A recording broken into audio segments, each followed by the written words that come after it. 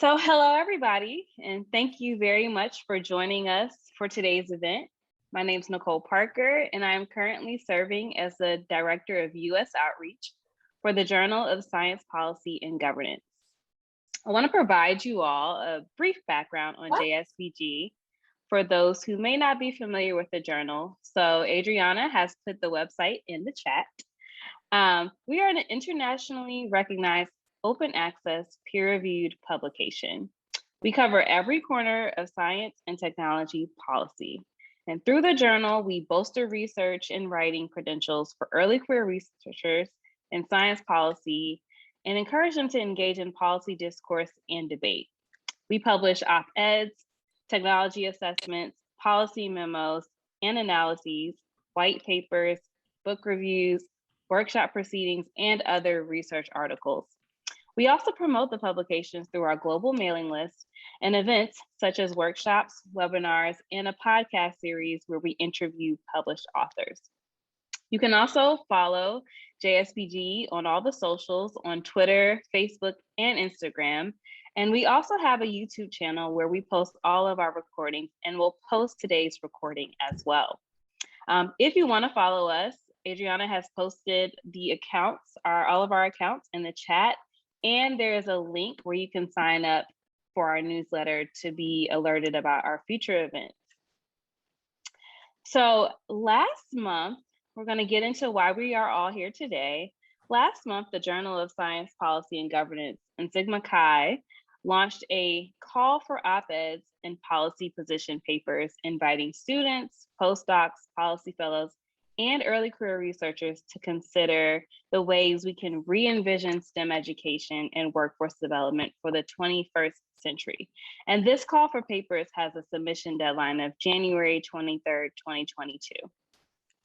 This webinar in particular is the second of 3 webinars that will engage thought leaders in the field to discuss the most important topics for the next generation to focus on, showcase impacts of the COVID-19 pandemic on the field, and design the future of this field from a policy standpoint, taking into account equity and inclusion, access to technology, and aligning training opportunities with workforce demands. We encourage you all, as you listen to this event, to please live tweet about the webinar and tag us. And we would love to reach out to those who tweet the most and give you the opportunity to share your impressions about the event on our blog. This webinar will focus on building equitable and inclusive environments for students of all backgrounds to enter and excel within the STEM workforce, and developing opportunities and mechanisms for undergraduate and graduate students to enter the STEM workforce following their higher education training. The webinar was organized in collaboration with our governing board member, Toby Smith. And so with that, I'm going to introduce our moderator, and we please ask you, if you are not speaking, to please mute and turn off your video. Today, we have a panel discussion with distinguished leaders in higher education. This panel will be moderated by Toby Smith, Vice President for Science Policy and Global Affairs at the Association of American Universities and a JSPG governing board member. Toby oversees matters relating to science and innovation policy, broader impacts of science, and AAU's international activities. Prior to joining AAU, Toby worked as a federal relations representative in the Washington, D.C. offices of the University of Michigan and MIT. He began his Washington career on Capitol Hill as a legislative assistant to Congressman Bob Traxler. Toby has written and spoken widely on science policy and funding issues. He is a co-author of the widely used text, Beyond Sputnik, U.S. Science Policy in the 21st Century by University of Michigan Press. He currently serves on the advisory board of the National Alliance for Broader Impacts. He is co-chair of ESCP and a fellow of the AAAS. And so with that, we're going to place in the chat the social tags of all of our panelists and our moderator today. And we're going to place some links in which you can learn more about their organizations. During the panel discussion, please feel free to ask any questions in the chat by directly sending them to either me or Adriana Bankston through the private chat. And with that, I will turn it over to Toby. Thanks, Nicole. It's a pleasure to be here to moderate this session on higher education for a 21st century STEM workforce. And I'm really pleased, and we're going to get right into this, that to join me in this, I've got a great set of panelists who know a lot about the subject we're going to talk about today. And so just a little bit about what I think this is so important is I really do think we need early career scientists, early career individuals interested in policy, thinking about these issues for the future, because these ultimately are things that matter more to you sometimes than they do for those of us who have careers in science policy or are looking at these issues. But they're about many of those who are listening today about the future of what will be when you become scientist or move forward. So I really think what JSPG is doing here is tremendously valuable, and we couldn't have a more important topic right now, especially, and we'll get into this on the heels of the pandemic, that we're looking at is how do we train people at four-year colleges and beyond, just undergraduate in the graduate education, so they're ready to go into the workforce. And also, how do we provide access and encourage a more diverse STEM workforce? So with that, let me introduce the panel. And I'm just going to give brief introductions, and I'm going to give them a chance to say a little bit more about their backgrounds after my introduction. I'm going to start with Susan Singer. Susan is Vice President for Academic Affairs and Provost at Rollins College, and she is also the chair of the National Academy's Board on Science Education. We are also joined by Kaye Fealing. Kaye is Dean of the Ivan Allen College of Liberal Arts at Georgia Tech. She is also a fellow member of the JSPG governing board with me. And she was former chair of the School of Public Policy at Georgia Tech and is active in AAAS and has been on the AAAS board. Lastly, we have Cynthia Furman, who is Assistant Dean for Career and Professional Development at the University of Massachusetts Medical School. Cynthia is also involved, and I'm sure she'll talk about this, as a PI on an innovative multi-stakeholder initiative known as Professional Development Hub, or PD Hub. And that organization is really looking at advancing the career and professional development of early career scientists and graduate students. And how do we need to change training to make sure that they're well equipped to the needs of scientists and engineers in the future? So with that, I'm going to start by asking all of them to talk a little bit more about themselves and specifically the unique perspective that they bring to today's discussion. And I'll go right back to Susan to start. Susan? Thanks, Toby. Thanks, everyone, for this opportunity to be with you. So I think the perspective I can bring to you, and it's not dissimilar from Kaye's, as you'll hear from her, is an integrated approach to research and policy and practice. Since many of you are postdocs or in grad school, I just want to credit my graduate advisor for introducing me to the importance of policy and the role that one can have even very early in one's career. I spent 30 years at Carleton College, a wonderful liberal arts college, as professor of biology and cognitive science. I've taught a lot, done a lot of policy work through the Board on Science Education, and really got some great experience during two different tours of duty at the U.S. National Science Foundation. More recently, I directed the Division of Undergrad Ed and led an effort across 14 federal agencies to coordinate our efforts in undergrad STEM education. I have a different systems approach at Rollins, where I'm the provost and responsible for the work across 3 different colleges, and my research continues. Now I do higher ed research, and with a colleague at Michigan State, looking at how networks of organizations are driving improvement in STEM education. And this is everything from community colleges to comprehensives to liberal arts to research ones. And yes, I still love to teach. I teach a science education policy course called From Sputnik to Space Force, and it's a comparative analysis of policy and equity issues in the 50s, the 80s. Great, thanks, Susan. Now let's turn to Kaye. Okay. Kaye, you're on mute. Yep. Thank you, If Toby. everybody else could please mute yourselves. We're getting a little bit of background. Mhm. All right. Thank you, Toby. And Susan's exactly right. There's a great crossover in terms of what we've done. I'll say that I started out my undergraduate career as a math major, added economics, taught in an economics program at a liberal arts college for 20 years, Williams College, and then went to the Humphrey School to teach policy, came here to Georgia Tech as chair of the public policy program here, and now I'm dean of Ivan Allen College of Liberal Arts. I love to say that we have everything from poets and philosophers to data scientists and economists and international affairs, and we also study languages, history, and sociology. So we have a broad spectrum, but all at the intersection of humanities, social sciences, and technology. So that's my space at this time.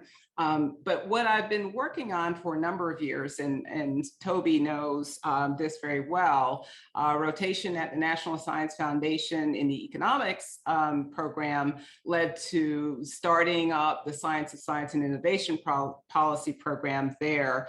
But like Susan right now, working with the advisory board or advisory committee at NSF in Education and Human Resources, and also on CEOS. CEOS is the Committee on Equal Opportunity in Science and Education.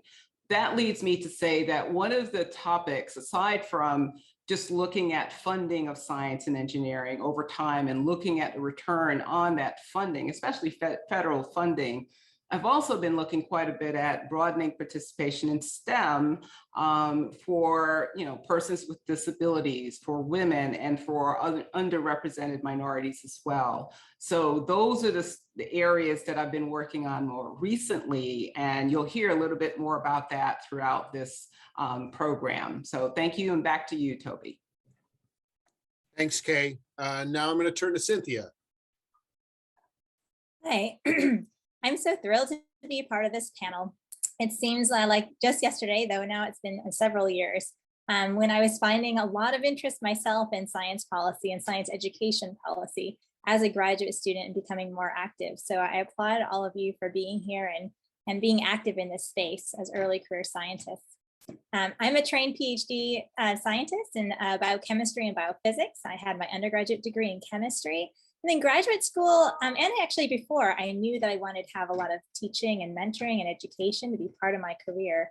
And so actually directly out of graduate training, really, I started transitioning to graduate education.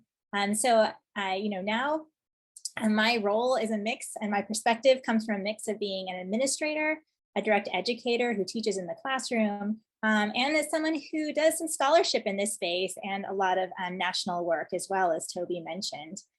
So I found that having those multiple perspectives really empowers me to do well in all spaces. Being abreast of what's happening nationally and talking to lots of people at that space empowers me to be a stronger educator in the graduate education space, because it pushes me to think about how I should be teaching differently in the classroom for our graduate students and postdocs. And the work that I do on the ground and my role as an administrator empowers me to understand the challenges and needs facing universities and facing students, and think about how different levers of influence can be pulled at the national level to benefit, trickle down and benefit to graduate students as well as the future of science. So these perspectives, in addition, you might know about my work through my IDP. I was one of the founding authors of my IDP. And to be honest, that was also a really valuable experience and continues to be so, because it opened the doors for me to travel to universities all across the country and in fact in other countries, and really have some great conversations, not only with students across STEM disciplines and even the humanities, in fact, but also faculty and administrators and staff about the needs and challenges in graduate education and supporting graduate students as being the next part of the future workforce. So I look forward to these discussions here. So thanks, Cynthia, and thanks again to all three of you for being willing to participate. So I'm going to get right into questions, and I want to start with the pandemic, because my view is, you know, we learned a lot from the pandemic, and I'd be interested in getting your reflections about the lessons you think we learned as it related to how we can improve higher education for both undergraduates and graduate students, as well as perhaps some of the things that the pandemic highlighted in terms of our challenges as it relates to access to the education we provide at our institutions. So why don't I start with Kaye and then go to Susan and then get your perspective, Cynthia. So Kaye? Thank you, Toby. And, you know, I remember March 13th, 2020 very well. That's when we were told that it was important for us to figure out what we're going to do in the next 2 weeks, because the next week was spring break, and a week after that, we were going online. And some of what I heard that day from students that were, you know, in the halls and trying to figure out how to get ready for all of this. One thing was that some students were not sure they could go home because they were from places where it wasn't, you know, obvious that they had a place to return to. Some students knew that if they did go home, that they would not necessarily have access to broadband. Those were some of the issues. We also knew that students and faculty, those in labs, were not sure they were returning to labs right away. Those that did field research understood also that access to going out and doing the work that for their papers, for the dissertations, for thesis maybe, that those operations were definitely going to be interrupted, and that there was a lot of uncertainty. And so what we needed to do was to ensure that we brought back up the ability to do work, either using synthetic data or using labs in a way that was safe, getting digital humanities and archives digitally so that we could get back on stream. It took a while, but get back on stream in terms of the humanities and social sciences and access that we needed. But we really needed to reassure our students that we could be safe, but learning could continue. Getting access for students in terms of broadband access, that was really important. Getting access to make sure that you know, food security issues were dealt with, and those were all the issues we needed to work through. I'll put one other really important thing on the list here, though: resilience, and building in a way of teaching and learning how to teach in a different way that we may actually use more going forward than we had in the past. Some of us did, some faculty did, but I think that that pivot that we had to make ensured that many of us that had not really looked at an online or distributed or flipped classroom way of teaching worked. And so we really had to come to a place, especially now today, looking at ways of teaching and learning in a very different way than many of us experienced before, not looking at patches, but actually looking at improvements in the learning environment that we needed. But I want to come back and underscore one more thing, and that is access required that broadband in many areas. We're here in Atlanta, but many students needed to go to areas that didn't necessarily have that access. And we have to ensure that students do have that access going forward. So thanks, Kaye. You know, I'll just say something on broadband. Is that's one of the hopes that if we ever see Congress actually pass an infrastructure bill, there is money to help do some of that, but we'll see if that happens. But I do absolutely agree that that is a critical, and we saw it not only at higher ed, but certainly in K-12. Susan, I want to pick up on this because something Kaye said sparked and I want you to give your thoughts on the general question, but I also want you to reflect a little bit on did faculty for the first time now in taking classes online very quickly have to think about how they changed, perhaps how they teach, and will that benefit us going forward? So that's just an additional question I'd like to throw at you. But give us your thoughts on what we learned from the pandemic. Yeah, so ditto to everything Kaye said. I manage COVID for our entire campus. So it's just there every day. And yes, everything Kaye said, we have kind of broadened the gap between students, not just revealed it, but really broadened it. I think people don't often think about rural Americans. My long-term home is in rural Minnesota, and yet internet, wouldn't that be lovely? It doesn't exist, right? And we're also in science, right? We're an international community. And what does it mean when you can't travel, when students can't go abroad? So even beyond, you can't send a student home to Italy because it was on fire in March of 2019.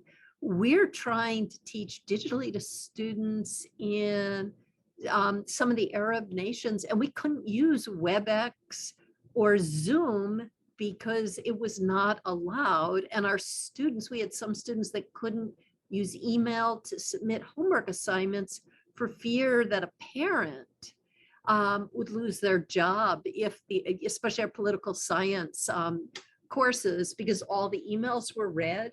It just opened up all sorts of things we didn't think about, and why a residential community is actually an equalizer that we take for granted.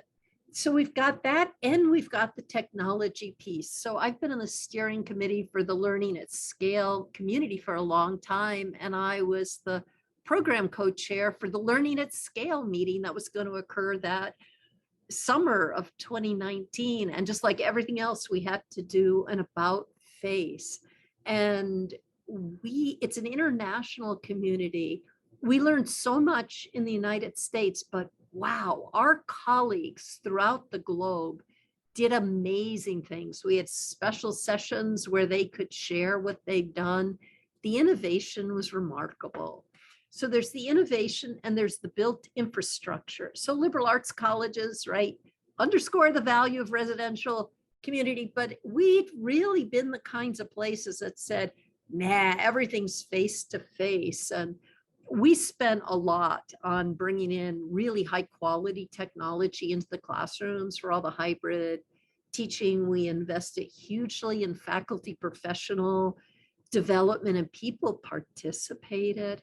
And where I think we're headed, and I've been part of a number of different think tanks working on this as well nationally, we gained what would have taken at least 10 years in getting folks to think differently. The challenge now is to not lose all of that gain and to think about how we use the technology in ways that complements in-person learning, enhances learning, and levels the playing field for all students, especially in the pre-class prep. So I think there is a huge opportunity here, and the tension is with the huge burnout faculty across the country are facing. So I think it's a unique opportunity, and any of you that wants to write on where do we go from here with technology, I would love to read your article, and I would invite you to apply and come and present it at Learning at Scale. We're going to meet at Cornell University in New York City. Great, thanks, Susan. And oh, and there are travel grants and everything for grad students. Great. No, I think that's sounds like a great opportunity. And I think one thing for all the people listening in who are going to write is always think about what you can do, not just write the article, but how can you go present it? Where can you present it? And there are opportunities, whether it be at Learning at Scale or opportunities like at AAAS at their meetings, where there often are those opportunities. So Cynthia, you look at grad ed. What did we learn in grad ed? Yeah, well, I will I will agree with the things that Susan and Kaye brought up, and I'm going to build on that specifically in grad ed. So in graduate education, we also had to pivot quickly. Of course, labs shut down and there's all kinds of disruption. But in terms of things that we can take forward from the shifts and changes that had to happen quickly due to COVID, moving online brought forward, I had heard many discussions and arguments that, dissertation defenses could not happen remotely. We have to schedule around the date when the external examiner can be there. All these things for years. And then boom, everything had to be remote. And so we were able to transition. And now people are saying, hey, this works. So we now have qualifying exams can be remote, dissertation defenses can be remote, thesis committee meetings can be remote, right? All these things that had been, long assumed that could only be in person. Also impacting graduate education, of course, is conferences, scientific societies conferences being remote has really opened up access in big ways. Travel can be very expensive to go to conferences. And also we've seen that registration costs for a lot of conferences have been much lower in the past couple of years, which opens up the opportunity for graduate students and postdocs to participate a lot more fully, not only maybe one conference, but maybe multiple even. I would say from the career development side of things, we often think about scientific conferences, and those are very, very valuable for networking and such. But there's also professional societies for all kinds of roles that scientists are in, for regulatory scientists, for science writers, medical writers, in graduate education. And so it's also opened the door for graduate students and postdocs who are interested in exploring different career options to remotely attend conferences where they're not ready to present. They're just there to be part of the community, to hear what the community is doing, and to try on that fit to see if it feels like something they're interested in. So that has been really exciting, and I'm hoping that we can continue to capture that opportunity. I have to say I completely miss being in person and all the engagement that we're missing out on, but there are these side pieces and the accessibility. There's two other big shifts that I've noticed in graduate education that I'm hoping we can continue. One of these is that the pandemic has really brought to light to scientists, as well as to family members of scientists in their community, the many different roles that scientists play in the scientific ecosystem. And so this has been an amazing period of time to value the breadth of this scientific ecosystem. So graduate students and postdocs are trained, in an academic environment. We're trained in academic research. And it kind of sometimes feels like you're leaving science in some way, or leaving that environment to move on to roles in companies as scientists, or in companies on the business development side of things, or in companies or in agencies on the federal regulation side of things, or to take more teaching focused roles, or communicating with the public. And this pandemic has really opened everyone's eyes, not only for those scientists, but their family members who also support them, to see, wow, look at all the different ways that scientists are contributing and that they're needed across this broad scientific ecosystem. So I'm hoping that's something that we can carry forward with us, really celebrating all those different roles. The second thing is that during this period of time, I've seen in ways that I have never seen before, the recognition of the importance of mental health and wellness. And at least for several months initially, people saying, asking how people are doing, really being attuned to that, watching for subtleties and reaching out to people when they're worried about their wellness. And I'm hoping that we can keep that as part of graduate education. As we've seen from a number of reports coming out, mental health concerns for graduate students are high.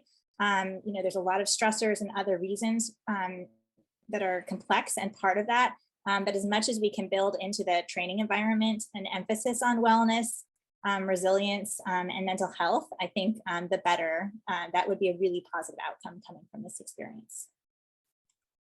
Thanks, Cynthia. I resonate particularly with the comments about that it's shown the diversity of what graduate students bring, and for that matter, scientists. But one of the compelling stories, it was really a Chinese graduate student who brought to the attention to their advisor what was going on in China early on in the pandemic that led to the tracker that everybody has used at Johns Hopkins, because they got there really early. And at the time, it wasn't clear that it was going to be anything, but they started to track it, and it then ballooned and became the go-to source on what was going on with the pandemic. And had that graduate student not pointed out what was happening, you wouldn't have had that resource. Let me ask a follow-up, and then I want to change a little bit and talk more about how we train people. But one of the perhaps casualties of the pandemic was the use of standardized tests, which have been seen as perhaps a barrier when we look at access.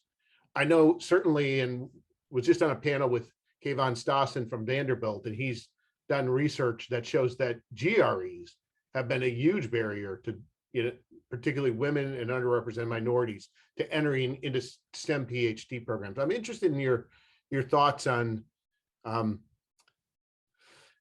is the loss of standardized tests a good thing? I'm also interested in if there are any other barriers. We talked about broadband and that being a barrier, other issues to access that we should be addressing, tests perhaps being one of them. But who would like to kick off on this one? Susan, you want to start? Yeah, well, I think it's really interesting, right? For many institutions, our data lock date just passed and we've extended, right? Test score waived. I was an institution that has not required test scores for quite a while, but across the country, we're seeing a huge shift in the number of students that for a lot of reasons weren't even able to take the SATs or the ACTs.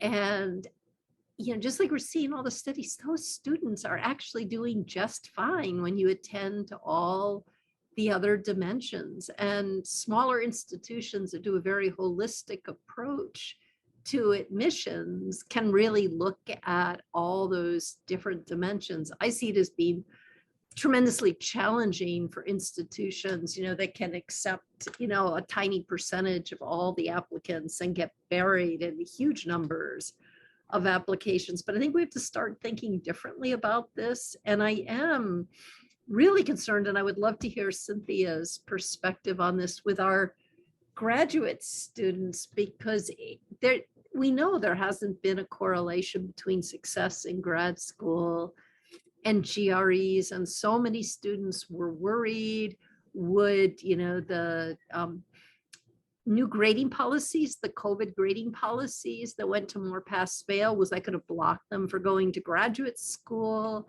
Were there other things that were just MCATs for the students going to medical school, right? I'm a biologist, the law school tests. What's happened to those students? So Cynthia, you may know more, but for me, the open question is not that they came into the post-secondary education and did well, but did we move fast enough that we haven't blocked their pathway to graduate study?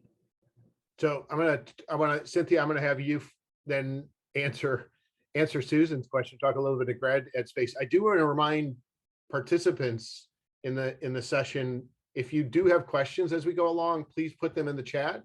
I want to integrate those into some of the questions we've already I've got in mind for the panelists, but we'll weave those in as we go. So put them in the chat, and I'm not going to guarantee we're going to ask everyone, but we'll try and do our best. So Cynthia. Yeah, so I agree. So before the pandemic, there was already a movement amongst universities to gather together and stop requiring the GREs for admission, and even to stop looking at the scores. And so I would agree that the pandemic has only heightened awareness of this as being a barrier and not a necessary one. Our campus does not take in scores, right? So we've had policy changes over recent years, and the admissions committees just take a more holistic approach, looking at a number of other things. I'm sure that, yes, a lot of undergraduate students or other applicants have had disruption to their research experiences and maybe fewer opportunities to do internships or other things. And so I'm sure, I don't serve on the admissions committee, but I suspect that there's a lot of thoughtful, creative thinking going on in terms of looking at students' experiences. And I'm hoping that this can be another growth area that we can take into account, because even in the best of times, there's inequity in terms of availability and accessibility to research opportunities. Kaye, do you have any reflections on this one? Yeah, and it's a more broadly, just talking about access generally. And when I think of access, I think of, the last mile problem that is typically thought about when you're looking at telecommunications, right? And there's a line going down the street, but you pick up the phone and you have no dial tone. So what is it that connects you to the rest of the world, so to speak? And so when I think of access, I use that as the metaphor in my head. And from talking to students, graduate students and undergraduate students quite a bit, even this morning in a meeting that I had, funding and tuition and fees, really, really important in terms of not just access, but in terms of well-being, something that Cynthia put on the table earlier. And they're linking those two. They need to know not only access to get here, but while here to be assured that their funding is secure, undergrad and graduate students. In fact, I was talking to a graduate student recently, and that's what they brought up. Another item I would put on the list is belonging, knowing that you're here, you've been admitted here, and you belong wherever the here is. And I think a lot of times students struggle with that. Faculty struggle with that too, but the idea that you're here, you belong here, and ways in which the climate within which you're living really allows for that to happen. No more just looking at, these courses are weed out courses or something like that, but really truly building a way in which students can persist, advance, and graduate. That's really important. I will put one more thing. I had another thing, but let me just put this on the table. Again, listening to students this morning, and one thing that they put on the table regarding access was that it's really important to reduce the stigma to needing help and asking for help. Again, this fits into the wellness category, but even in terms of the rigor that students want in these programs, undergraduate and graduate programs, there needs to be a way that this access not only is there and the conduits are there, but that the students are able to get and to utilize those services or those activities, and that it is a welcoming environment and not something where they feel that it's stigmatized. So I'm putting some things on the table that I've thought a bit about, but also I'm hearing from the students. Yeah, I think one thing that is also, in the pandemic, I think we thought a little bit more broadly about the needs of students and students who might have beyond just disabilities, but pre-existing conditions, and how they had to have some special needs and things. And I don't think we thought as much about that in the past. I want to switch to how we train students. And Kaye, I'm going to pick up with you on this one, is as we think about STEM education and training at four-year colleges and universities, and how we might make it better to prepare and support undergraduate students for a changing job market and future workforce, and address what we often hear from industry, the needs they're looking for in students, because we often hear them complain, you're not training them with the skills that we want. What do you think what would be some changes we should be trying to make?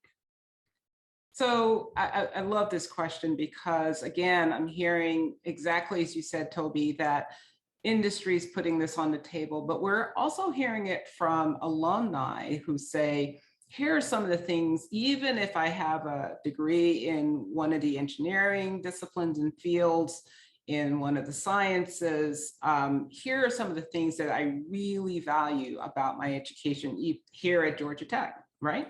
And a good bit of that is not just the physics and chemistry, engineering training that they got, but also the work that they got in writing and leadership and communications, and history and the culture, international cultures.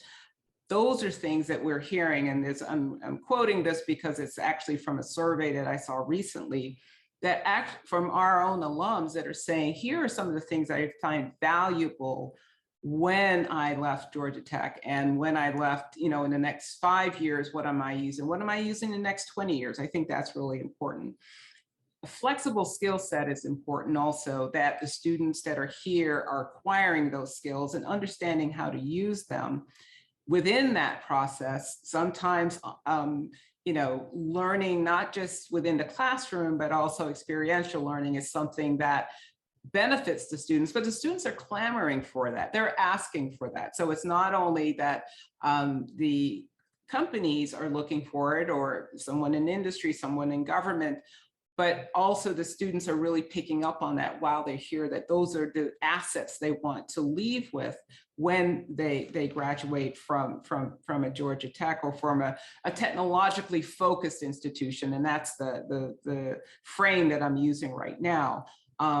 That is something that I think will carry them in the future. The only other thing I'd put on the table is that when we're talking about the future of work, and we're talking no longer about a career that necessarily goes 40 years, but a career that may be 10, and then there's a switch to another career and an advancement, not only in one area, but in others, we need to really consider a robust, lifelong learning process at any of our institutions. I know we're doing that here at Georgia Tech. We're looking at Georgia Tech professional education and thinking about what does it mean in 20 years or in 30 years for someone to be able to get a certificate or pick up on new skills that are really relevant in their current or aspirational area that they want to go into in terms of work. So I've put a few things on the table there, what we're hearing from students, what we're hearing from alums and companies, as you said, but also this need to anticipate, looking over the horizon, what are some of the things that we need to put in place within our institutions to allow people to come back and refresh or take something that's quite different than what they trained in initially. I think those are areas that we need to look at. So Susan, I'd be interested in getting your perspective on this. And you're, of course, provost now at a liberal arts college. Are there things particularly that I think the research universities, particularly in the STEM fields, could learn perhaps from some of the liberal arts colleges? Right. So I would offer one that right now, all the research shows that even those individuals that go into non-STEM fields need much of what we teach in our science and mathematics, technology and engineering courses to be successful in their careers. So we really need to think broadly about what it means to be a well-prepared post-secondary graduate. And I think there are a couple opportunity spaces that we often overlook. One is most programs have some type of general ed requirement. It becomes relatively small in some areas that have a lot of accreditation reactions, but still there's an opportunity. And one of the things we've done at Rollins is to think about how you make that general education much more developmental, so it progresses, it's integrated, it focuses on really key learning outcomes, critical thinking, written communication.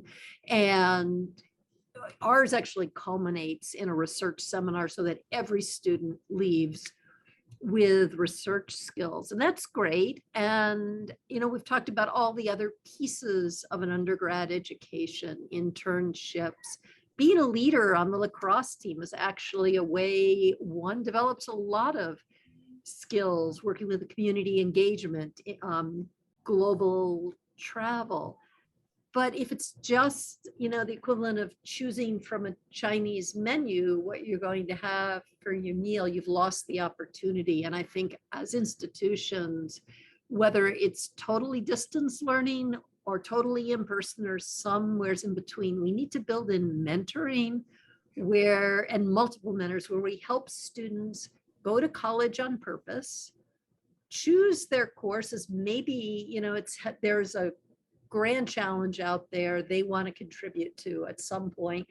But how do their required courses in their major, their other courses all build and work together? And then why are they doing these other things during most of their waking hours? How does that all come together so they can share that with an employer? And that's on us because we don't do enough to mentor. And then the third piece is, I think we can learn a lot from our two-year colleges where in technical areas, they build what's needed through quarterly conversations with industry partners.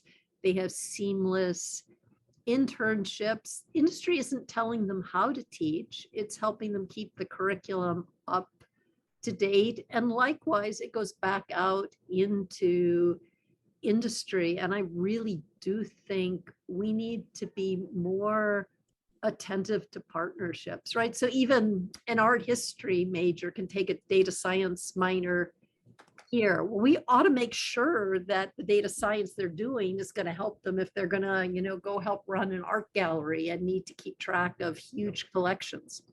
So those are my three things. It reminds me, your comment, and I often think, and I think there are things to be learned perhaps from the model that Germany has followed with more of an apprenticeship kind of, and maybe, and I want to get into maybe internships and their value, but we used to have a lot more co-ops where undergraduates would go, and they work in industry and learn that. I say that having worked at MIT, I'll never forget Ronald Tannison, who was asked by the president to look at K-16 education, but he told me something when he was here in Washington, was taking around the Hill. And he said, one of the unique things about MIT is I actually consider a super vocational technical education institution. And he gave me a whole different perspective on what VoTech was. You go in to MIT classrooms and they have like portable maker spaces so the students can build things in the classroom. And I just think sometimes we've been far too ivory tower and not too practical in the education and how we provide it. Yeah, can I just briefly comment on co-ops and sure apprenticeships? Because I'm a product of the 80s, right? And my classmates from high school, their goal was to get into the General Electric apprenticeship program because you had job security for life. And as industry vertically disintegrated, right, all of that went away. And so we look at Switzerland and we look at Germany and we think about how we might integrate some of that. It's a different model because in Germany, if you're in an apprentice program, you have a way forward with your career. And we're just starting, I think, over the last decade to make progress with integrating apprenticeship programs. For most mid-sized schools, they're not affordable. And if we could think more about the co-op experiences, right? Drexel has a 5-year, my nephew graduated from there recently, 5-year program because you go on your co-ops and you also earn enough to stay in college, which is a great thing. And internships were at a more modest scale. So I think we need to be creative, and I think we need to learn from other countries and also recognize probably directly importing someone else's model it's going to need some adjustments. So speaking of apprenticeships, our graduate training system has been built on a model that is the apprenticeship model. And the notion was that our job as faculty is to train the people who will follow us and to replicate ourselves. And Cynthia, I know you've been looking, and one of the questions, by the way, that came in ahead of time was related to this, and it was how should STEM PhD programs better implement formalized training for careers outside of academia, because we know that many students aren't going to get those academic jobs at the institutions that I represent, even if they want them. There just aren't enough jobs available. So I guess the question, is the apprenticeship model that we've been following for teaching graduate students broken? What should we be doing? And I know you've been giving this a lot of thought to broaden the training that graduate students get. Yeah, that's right. So this is such an important question to raise. And I think for all of you thinking about this essay challenge, something really, really to think about is, the apprentice model has worked really well in that the science in American universities is so strong. The scientists really know what they're doing, and you can learn so much by being immersed in this grand internship, basically. That is the PhD graduate education experience. But at the same time, when it really does come down to it, it really is an apprenticeship for being an academic scientist. And the skills that you learn through this apprenticeship are very, very strong and very transferable. And I don't want to, take away from that, the impression of the transferability of these skills. The skills really are transferable to so many different things in different sectors and different roles, whether or not you're at the bench or doing the science directly or shift disciplines. But the thing is, we can't rely on these transferable skills just kind of coming up through doing the research and being surrounded by people and picking it up almost by osmosis as you go. I really think that we need to be more deliberate in the structure of PhD programs and how we teach and ensure that these different skills that students really will need, make sure that they get them so that they really can contribute in different ways across the scientific ecosystem. So for example, the National Academy of Sciences had a report on graduate education that came out a couple of years ago. A main focus there was that graduate education should be more student-centered. So for those of you who have had training in pedagogy and stuff, of course, we talk about teacher-centered education as being kind of like teaching at people, right? I'm going to set the goals and you're going to learn what I think you should learn. Student-centered education means it's driven by the needs of the students. And so, and I come from, I've been in public medical schools. So if you think about biomedical PhD training specifically, those programs, most of them are funded actually by the public through NIH grants and other types of grant and funding sources. And so it's almost like also, what does the society need? Because society is funding a lot of this graduate education. And so when we think about that, there's so many different skills, right? So professional development skills, right? Communication, being able to work on in teams, not just in collaborations, but in, kind of matrix oriented teams with people in very different roles, being able to talk with the public and with different stakeholders and really speaking with other people with active listening skills and empathy, right? So really thinking about working interculturally and appreciating lots of different people's differences, leadership skills, presentation skills, writing skills, all these different things are essential for any type of role a scientist pursues. And in fact, many of our students at UMass Medical School, for example, move on directly to scientist positions in companies, sometimes not even in the specific work that they did in their graduate training, right? Because these are such transferable skills, but also because they've learned about this ecosystem. They've been able to set their sights on certain types of career paths, build their networks there, and be ready to pivot and move. And so one of those key core skills that we need to support our students in developing is being able to navigate through their career, as Kaye and Susan raised earlier, right? That you are scientists, and part of being a professional scientist is being able to adapt to the environment. Another thing we've learned through COVID, right? Shift your foci, shift your roles as you need to, and pursue your career really proactively. I'm a big believer that it's inefficient to expect individual faculty mentors to know how to do all these different facets of training, and it's actually not leveraging their best skills, right? And so they're scientists, and they might have some of these skills in really high force, but they're not trained in the pedagogy of how to teach these skills. So I'm a big believer in building this into the curriculum in a very time efficient way, which is something that we innovated on our graduate campus and have seen really big, exciting changes through. So I want to pick up on that and ask Susan a follow-up question, which gets to, you talked about integrating, new training, encouraging faculty to take on these other roles, but oftentimes the recognition and rewards system recognizes the number of publications that you get and the total amount of grant money you bring in, but it doesn't recognize some of the education innovation. I just moderated a panel earlier this week at the AAAS Science and Technology Policy Forum on this very issue: is how do we recognize the diversity of thought, of skills in a better way in the P&T system? What could we do there, including quality teaching. So Susan, I'm interested in your thoughts about that. And then Cynthia, I'm also interested in you reflecting, you know, at the graduate level, because it affects, I guess, too, what people feel their responsibility is and how they train the graduate students. And if they're trying to get publications, they're pushing their graduate students to work in a lab to help them publish more papers, not necessarily thinking about how do I help the graduate student, you know, get these extra career opportunities, do an internship that might help them get a job that won't be in academia. So Susan first. Yeah, it's a great question, Toby, and something that I feel very, very strongly about and have for my whole career. And so I'm super excited that I'm seeing a sea change. So across Research One institutions, as well as small liberal arts colleges, there is movement.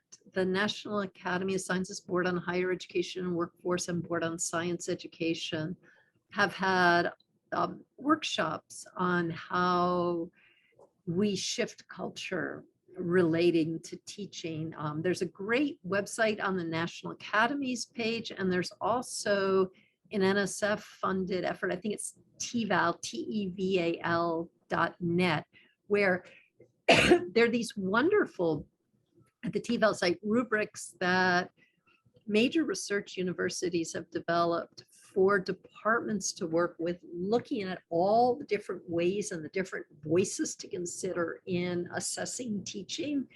And by working at the department level, because of the significant influence they have on the tenure process, they're shifting the conversations. And one of the striking pieces, I'll make just 2 points. One of the striking pieces to me is that faculty will say, we don't have the tools to assess good teaching. We know what good research looks like. We can look at the journals the work is published in. We know the quality of the journals. We know how to assess that. But what do we do with the teaching? So that's why I think these rubrics in particular, and there's a workshop report from the academies with a more holistic approach, but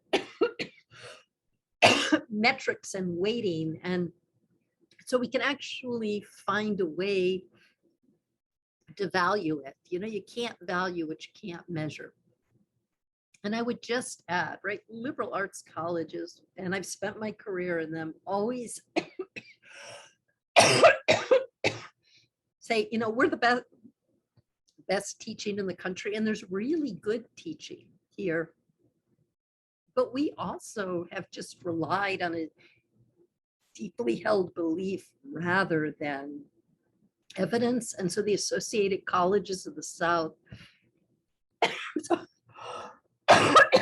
have all come together and are working on shared toolkits, and everybody needs to get better.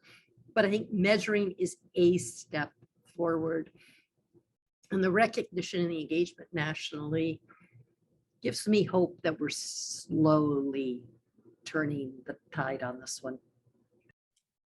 Yeah, one of the things that was a highlight in my panel that's worth looking at is the experiment the Netherlands have taken under on, and there's a very good position paper they've written called "Room for Everyone's Talent." So I'm probably not able to pull the site, but maybe if I get a chance, I'll try and pull, or maybe Nicole can put the reference in. It's called "Room for Everyone's Talent."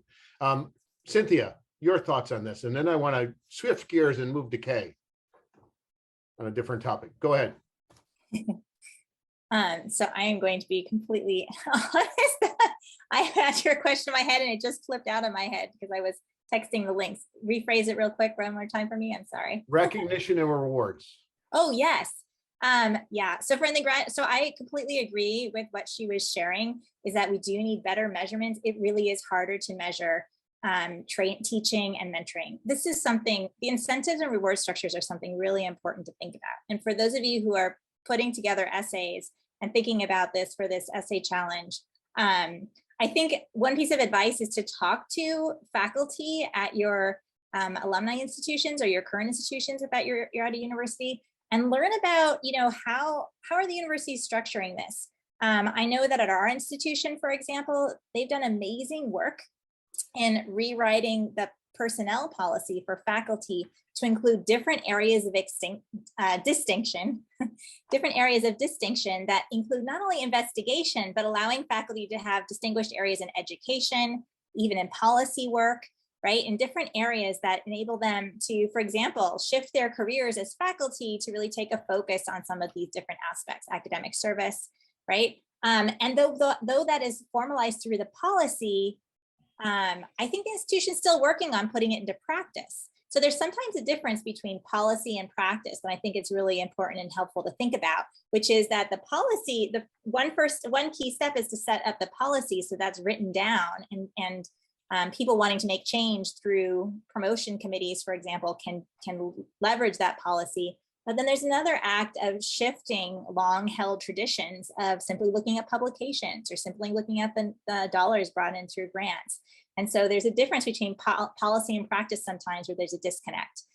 So it's really a good reminder to really talk to people, understand what the levers for change are on your campuses or in really practical settings, and understand what's this disconnect between policy and practice.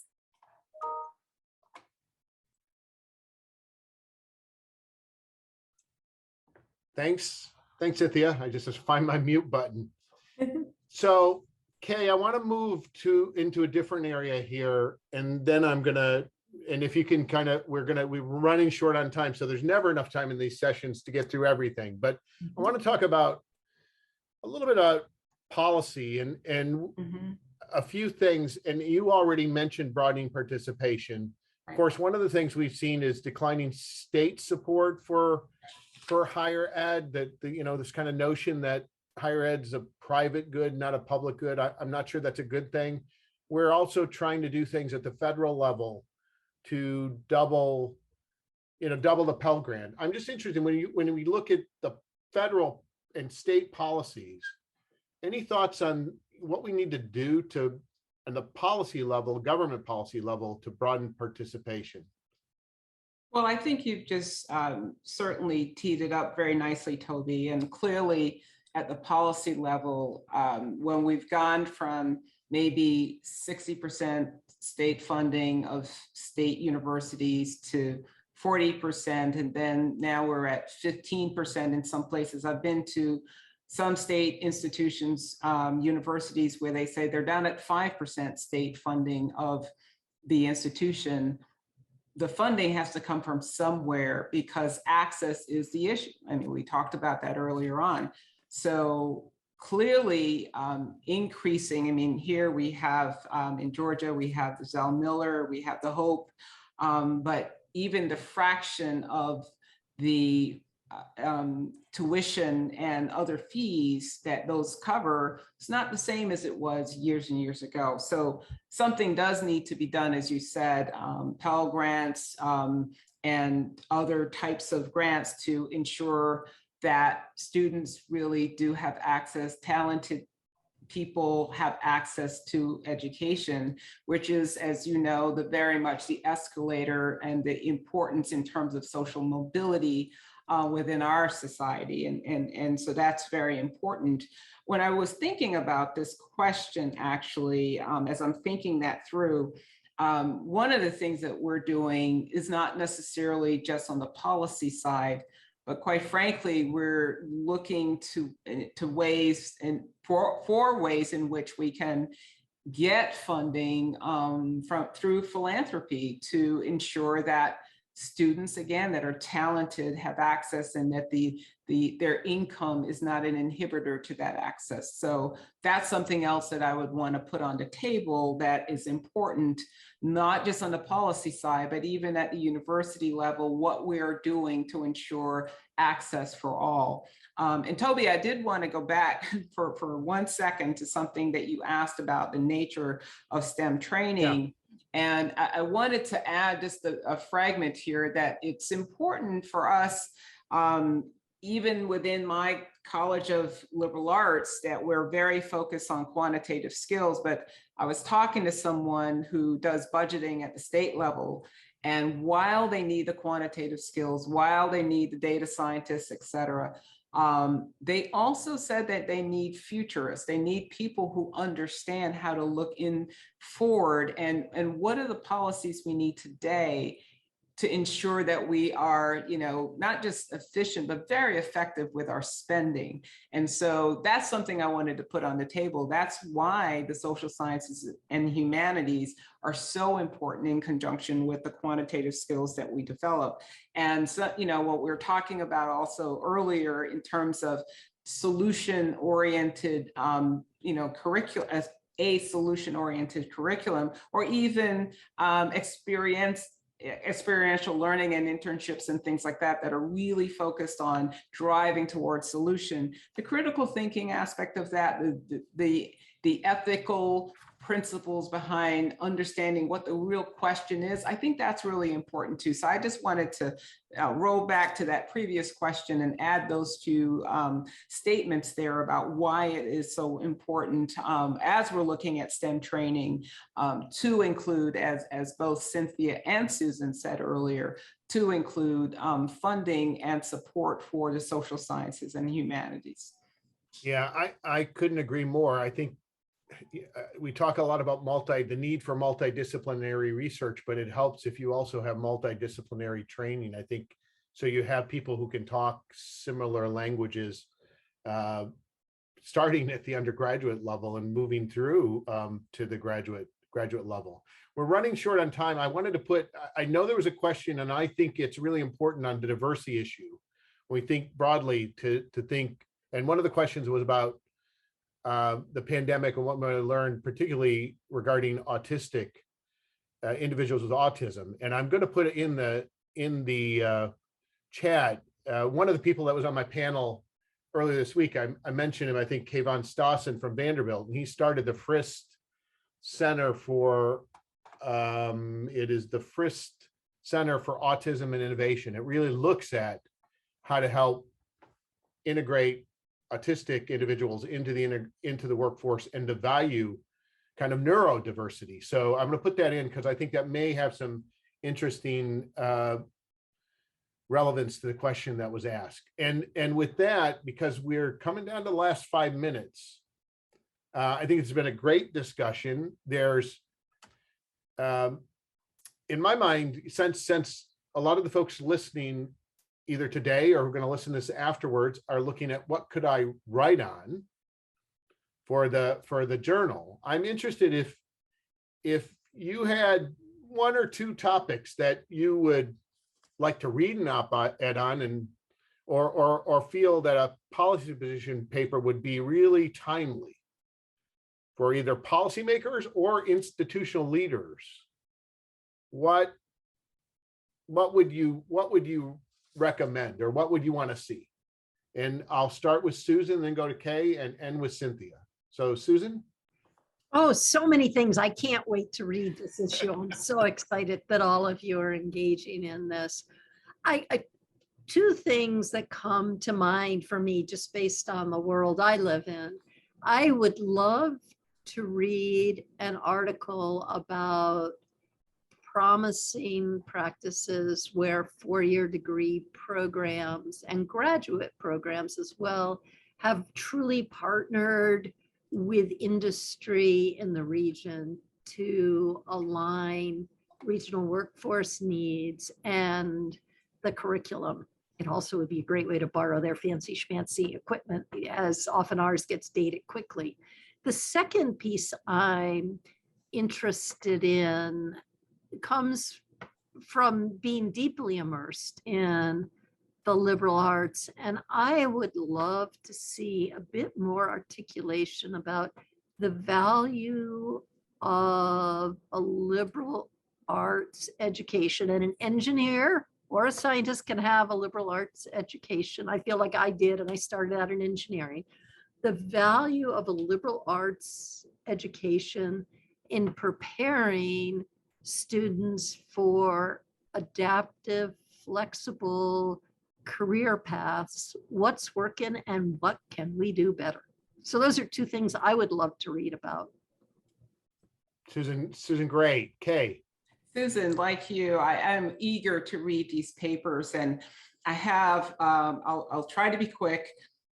One level to look at state funding of science and tech and not just the federal side, to be a bit more granular at the state or maybe regional level, because when we're in the Washington, D.C. area, which I spend a good bit of time, and we're thinking about S&T, it's a little bit different sometimes than when you're in another region. I spent some time in Minnesota, and when we talked about S&T there, the things that really mattered to the researchers as well as the citizens in the area, the residents in the area, really differed a lot from the way we our perspective in DC. So I think that's one. The second that I'd love to see is really some work on community-driven research and engagement with scientists and engineers on solving problems, but from that lens of the community. The third thing I'd put on the table is that I would like to see the lens of people as we're trying to understand funding of R&D and funding of science and tech. It's so important to have the people focus. So who does the science, for whom is it, who is engaged in it, where can we invest that isn't the usual source of knowledge generation in terms of communities. And I have a long list, so I could probably put it in the chat or send it to you, but using the lens, not just of funding sources and not just of a big industrial complex, but the people, using that people as a lens. Yeah, Kaye, I think the regional focus too, we often don't think about regional policy or, especially institutional policy, but I look at what Virginia Tech is doing with their new campus, just in my neck of the woods, their tech campus. Why? Because Amazon is moving in and they know there's going to be a market for that talent. And it was one of the things that attracted Amazon here. And I think we didn't even talk about professional science master's degrees, but I will just say on the non-STEM side, I mean, I came to Washington and I got a master's in legislative affairs. Where else could you do that except in Washington, D.C.? Why? Because there's a market. And I was with people who were going to school at night, but working on the Hill and in jobs here around during the day. So Cynthia, I'm going to give you the last word, and then I'm going to turn things back to Nicole. Great. So I would share that I would love to see your thoughts on building opportunities and maybe expectations and structures in graduate education where PhD students are engaging with the public or other really key stakeholders to science that are not typically in our academic environments. Are there ways that the dissertation might have additional projects that would involve public engagement? Are there ways, what are the creative thoughts that you have for how we can really broaden outside of our safe academic sphere and develop a next generation of scientists who can really appreciate and be excited about and be curious about and empathetic listeners to all the other people in society around us and in the scientific ecosystem? And I guess as a parting word, I just also want to advise that I'm a big believer in listening to all stakeholders and really understanding kind of the interfaces of all these challenges. What are the influences at play? And each perspective is so valuable. And it's when you're able to synthesize all those different perspectives that I think that's when kind of the magic ideas can happen, and that they can be actionable because they will address the big challenges that are needing to be addressed from all the different stakeholder perspectives. Great. With that, Susan, Kaye, Cynthia, I knew that this was going to be a great discussion. That's what happens when you get the right panel members, and it was. And I'm sure it's going to be helpful to everybody who's going to be trying to think about what topics they can address and write papers for the journal on. So thank you so much for doing this. And with that, I'm going to turn things back to Nicole for just some closing comments. Nicole. Thank you so much. And this was an excellent panel, lots of resources placed in the chat, and we're definitely I collected them. So we're gonna send them around to the participants just in case you weren't able to capture them all. But thank you again for joining us. We wanna thank our moderator, our panelists, and we also would like to thank Sigma Chi and Toby for partnering with us on this to help us organize this event. Also, we want to recognize our JSPG team for help planning, specifically Sahil Mehta, our Senior Director of Communications and Media Relations, and also, of course, our CEO and Managing Publisher, Adriana Bankston, who does so much work for the journal as well. So feel free to reach out to any of us if you have questions about the call for papers for this special issue. And we also encourage you, as we stated earlier, to please go to our YouTube channel and subscribe. That way you can watch these recorded events. And also feel free to please sign up for our newsletter so you know about all of our upcoming events. The link for our events we'll place right back in the chat so you all are aware of what's coming up. Let me see, let's do this now. And then in addition, like we mentioned at the top of the call, we will place this on YouTube once we're done. Our next webinar will be held next Friday on October 22nd at the same time. And this workforce webinar will be very focused on the career and technical education at community colleges sector of the STEM workforce. So thinking about what type of training 2-year institutions offer to the STEM workforce. So it'll be a very excellent conversation. This will be moderated by JSPG Senior Advisor Shaylin Jotishi. And then following that webinar on October 22nd, in November, we're going to be having a writing workshop for everyone who's interested in submitting a submission to this special call for papers. This workshop will help prepare the authors for submissions to the special issue, and we look forward to receiving those issues so we can review them. But thank you again for joining us, and have an excellent weekend.